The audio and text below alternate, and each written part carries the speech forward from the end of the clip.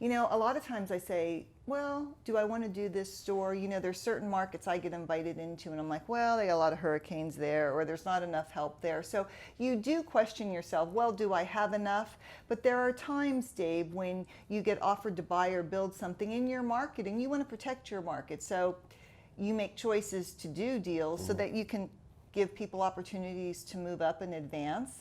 You know, it's not always about building a bigger empire. It's about building an infrastructure that makes sense for your organization so that people that you've had who've worked for you for 5 years have a place to go to so that they don't leave you, or so that a competitor doesn't come in on the corner.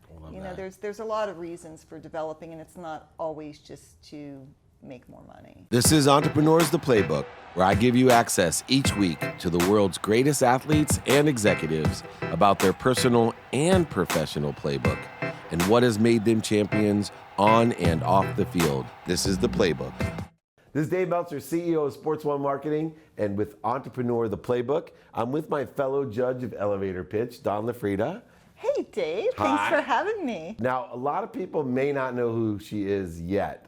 But she is the largest franchisee of any franchise, what you call the full service restaurants, franchise, which is amazing. No, and wait, yeah. female. There's some men. There's some men who have a few more. Yeah, and you know, considering our generation, you probably had a few hurdles or obstacles that you had to overcome.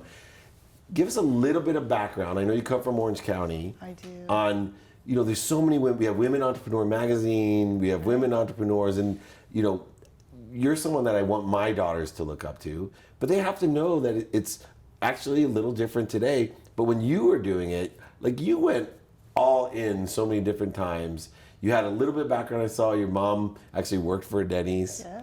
But how do you go from nothing to where you're at? I always say there's a gift in growing up poor. Because what happens is it makes you realize that anything you want to have, you're going to have to work for. So when I was 16, I needed a car, needed a job. I went to work at Denny's as a hostess in Fullerton in Orange County. And I quickly saw that waitresses were making a lot more money than hostesses. And so I begged and begged. And I literally saved up all my money on tips. And, you know, there became an opportunity for a friend of mine and I to buy it was an Old Hobo Joe's restaurant. And Denny's corporate was buying out the whole chain. And they had one restaurant that they didn't want to convert to a Denny's, and that was my opportunity. So with, you know, a few small loans from family, money from credit cards, we took out every dollar on credit cards that we could, took a giant leap of faith and says, we're gonna buy this restaurant. How old were you? 23. And then about a year and a half later, oil went bust in West Texas, and that was when I got my first chance to be a Denny's franchisee. And so I bought a package of Denny's, and then eventually after... With your partner? With my partner, and yeah, about 12 restaurants, I bought her out. And then... And you bought her out. Now, my father told me something about partnerships. He said there's 3 rules to partnerships. I'm not sure I've ever exposed this one. Number 1, don't go into a partnership. Number 2, if you're going to partner with someone, make sure they have more money than you. And number 3, if you didn't listen to rule 1 or 2, go back to rule number 1. I think your dad's a really smart guy. He grew up in Texas. Yeah, your dad's a really smart guy. So yeah. I bought her out at 12, and then I started developing and moved into other states, and I eventually have 82 Denny's restaurants. 82. Now, what was the conversation like, though? Because, look, you're 2 women, I assume. Your partner was a woman? Yes. Right, so you're 2 young girls, and I know... You know, I was reading about you. People didn't even believe you owned Denny's because although you were 23 or 24, you looked like you were 12. Pretty much so. Yes. Yeah, they wouldn't take my money, couldn't open the bank account. Are you sure you're not the waitress? Is your mom coming with you? Right. So, you know, I want this because a lot of entrepreneurs want to learn about this. You know, here from scratch, you 2 own, it's pretty significant, 12 Denny's. Now, you make a major move to buy out your partner. What goes through your mind, or like, because that's like the all-in moment to me. Yeah, so to buy out my partner, we actually came to an impasse at some things, and we just were no longer able to work as business partners anymore. And it was either it's like a marriage. Yeah, you know, it's really interesting because when you're in business with somebody, you're married to them. You really are. It's every bit a marriage, and if you don't agree, you need a divorce, and we didn't agree. Yeah. And, you know, egos get in the way, and anyway, the best thing I ever did, was buy out my partner and allow me to do the things developmentally that I wanted to do, because I wanted to develop, I wanted to move into new states. I didn't have a fear factor about, oh, what if I fail, or we're biting off more than we can chew, or I mean, I was just, a maverick, and I wanted to run with it. And you did. It's interesting because when I was young, I had some money, and I always wanted to partner with people, and it cost me a lot because, because I was 25 when I really made money, and I remember there was a property down the street from my house, and I had a feeling like things were going to grow out that way off of the street, and it was $600,000 for the property, and I asked the buddy, I was like, let's partner on this. We'll each put in 60 grand, put 20% down, buy this land. No more than 2 years later, Gateway bought the property for like $6 million. Jeez. And earlier on, when I was in Coconut Grove, I was 24, I owned a place, and they offered me the Starbucks franchise. Wow. In 1993. Wow. And I chickened out again and asked someone to partner with me, and they didn't do it. Was there an insecurity when you first started that you needed a partner, or you just needed her money? No, I didn't know. We both worked at Denny's. Her dad worked at Denny's. My mom worked at Denny's, and we got this opportunity. And when you are that young, you are not thinking about wise decisions. You're like, this is my chance. You're not thinking, what if the partnership goes wrong? Right. You're not thinking that. You're thinking, this is my chance to own my own business. We're going to jump in and we're going to do it. So, now at my age, I'd be like, partner? No, I don't think so. Right. The only reason to do partnerships today is like we do in Entrepreneur, to help other people. And we know it's a limited involvement, and it's more of a passive role versus hands on deck every day and involved in the operation of it. Yeah, no doubt. And I think you have the freedom of not having anything. And then, right, because I grew up with nothing, and there's this total freedom. And now let's talk about the shift to when you actually have something. And now you go from this empowered state of I have nothing to lose. So what, my credit cards, I'm going to end up in the same place as my parents if this goes bust, right? I mean, pretty much. Well, so, but my mom gave me some really useful advice. She says, well, what's the worst thing that can happen?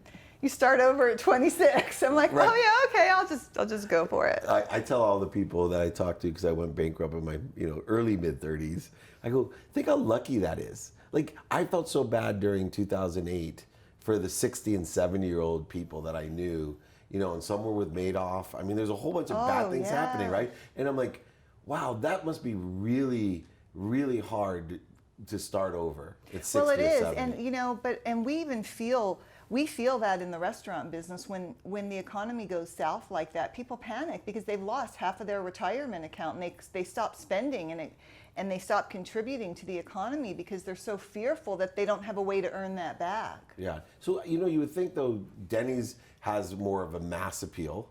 It's not I'd super. like to think so. I do. And it's not super expensive. Nope. But I would think when the economy went down that more people would go to like a Denny's, but it actually hurts your economy. So here's what I think happens when something like that occurs. People trade down. They still want to go out to eat. They're always going to go out to eat. When you go out to a sit-down restaurant, you've got a 20% tip you're going to have to pay. So people who, I think the higher scale restaurants suffered the most. Mm-hmm. People that would go to maybe the casual dining would scale down to family dining, and family dining would scale down to fast food. But what I really notice is people they share more meals, they don't order beverages, it's instead of orange juice, it's water. Maybe they don't have desserts and appetizers. So ticket goes down. So ticket goes down, sales go down, but they still get to eat out. And tipping is an area now that everyone's talking about. Oh my, are they ever? Yeah. Right? And I'd love to hear, as you're, I don't know if this is the correct term or whatever, I see you as an empowered woman leader. Right? I don't like feminist and all that. Like, you're an empowered, I think you're an empowered woman leader, and you're a maverick in so many different ways.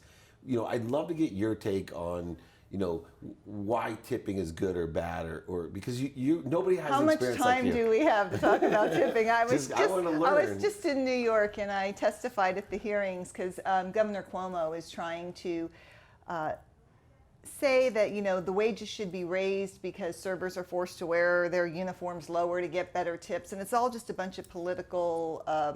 Imagine that. Well, what do we want to call Mumble it? jumble? Things that unless you've been a waitress or food server, I don't really think you can comment as well as somebody like myself who has been a food server. And I think that tipping is a great incentive. Tipping is to ensure prompt service. And I think if we take that away, we miss out. I mean, there's a lot of argument out there for, we should just increase the minimum wage and then people won't tip as much.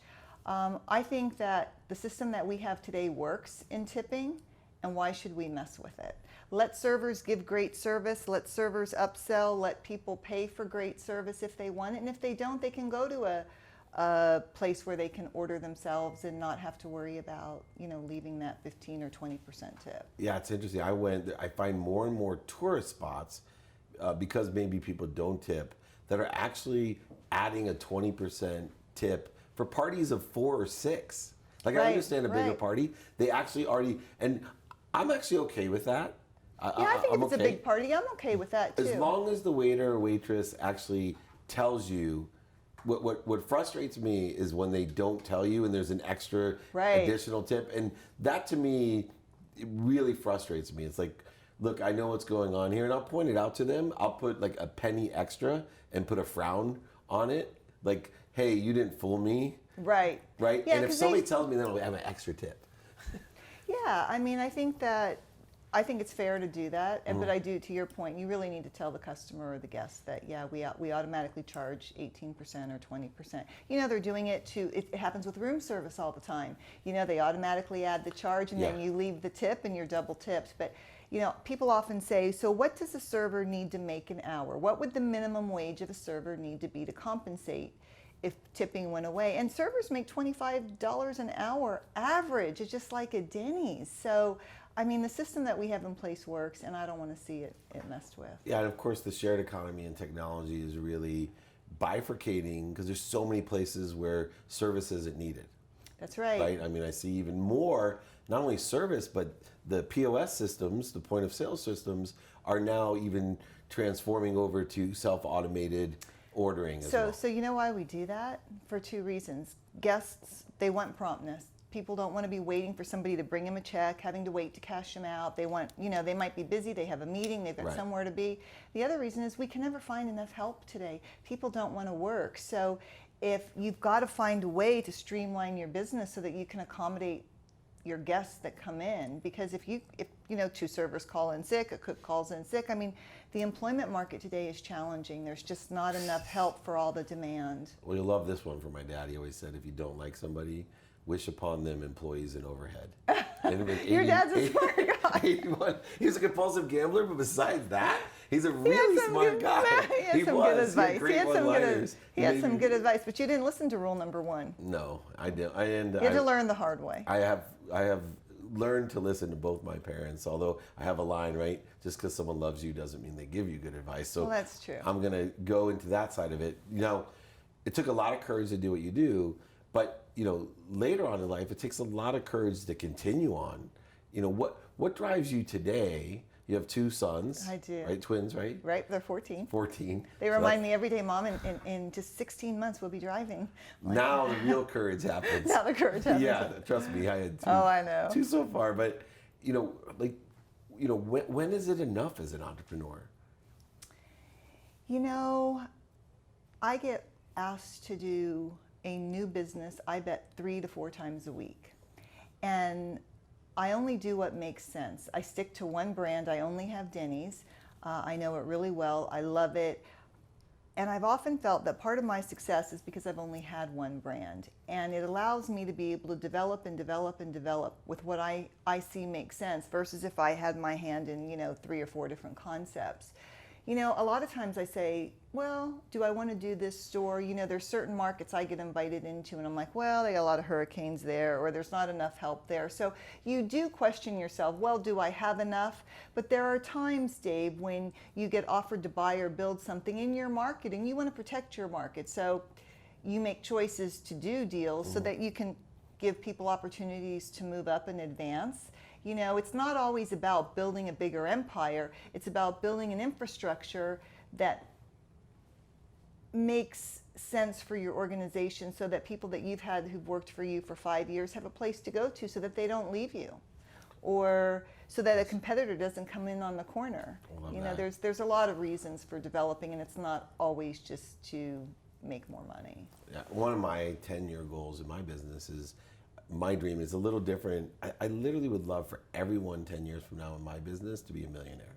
It's a great goal to have. Top to bottom. And it's changed the way that I look at how I'm doing business, how I'm training. I'm making choices of advancement so that every single person that there today, 10 years from now, whoever's still there will say, you know, I been made here. my first million. Yeah. So whether 10 or 15 or 20 years. That's a great goal to have, because you know, when you have a goal like that and you talk about it, you usually end up creating manifest it. Yeah, and it's not a bad publicity to get people to come work for you. That's when they right. Think that's I should start telling. I've got to Exactly. take your advice there. Yeah, make millionaires out of everyone at Denny's. 10 years. Now, I hate to say this as because I have 3 daughters who I adore, and I want them to look up to you. But you know, you have 2 sons, and what advice would you give to a young person today?